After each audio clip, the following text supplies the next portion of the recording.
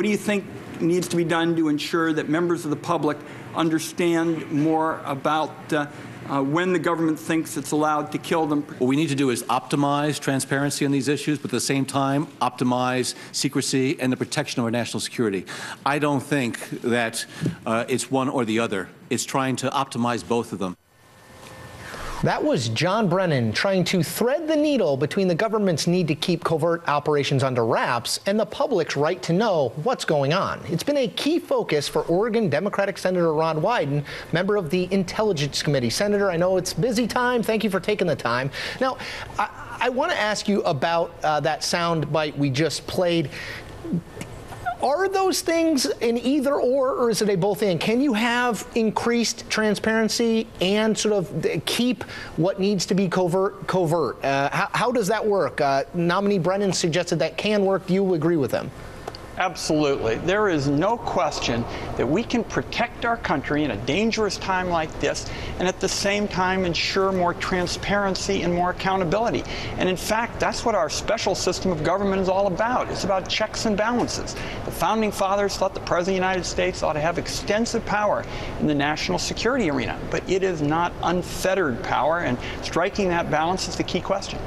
Now, Senator, I want to play a little soundbite about trust between the White House and Congress, and let's come back and talk about it. If I am confirmed, a trust deficit between the committee and the CIA would be wholly unacceptable to me. I like to think that my candor and bluntness will reassure you that you will get straight answers from me, maybe not always the ones you like, but you will get answers and they will reflect my honest views. Senator, you've been one of the most high-profile critics of the administration for not giving as much information, particularly the legal documentation underpinning the targeting of U.S. citizens. Is there a current trust deficit between the Senate Intelligence Committee and the administration? And can someone like John Brennan heal it or not? Well, he did move in the right direction yesterday in a number of areas. I was very pleased when he said that if a mistake was made on a targeted killing matter, he'd make a public acknowledgement of something like that. So I think he did take some steps in the right direction, and the president did as well when he called on Wednesday night and said he was going to reverse course and make additional materials available with respect to the legal analysis for targeted killings. I'm still not convinced we have all that we need to do our job of vigorous and robust congressional oversight. I made it clear yesterday we need to have that full legal analysis before the vote.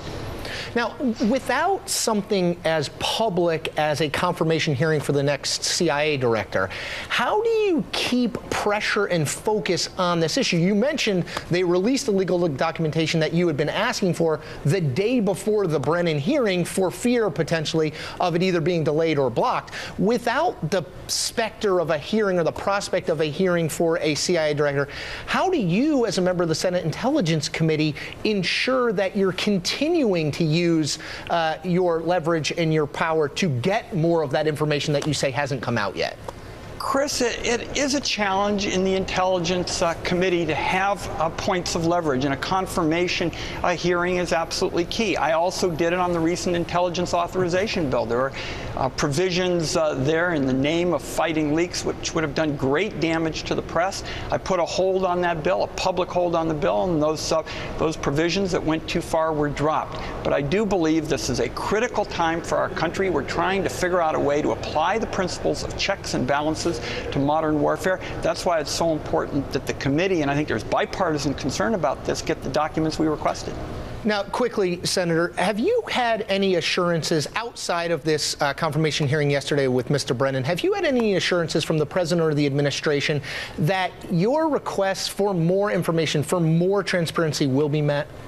The president certainly indicated that he's committed to that. In fact, in our conversation on Wednesday night when he called to say that he was going to reverse course, make these documents available, and I said I was encouraged by that, he said he was going to begin an extensive discussion with the American people on these issues, to look at fleshing out how to bring the public into the discussion of the guidelines with respect to modern warfare, where we can both protect our nation and be true to our principles and our checks and balances. I think that would be very helpful right now to have that discussion.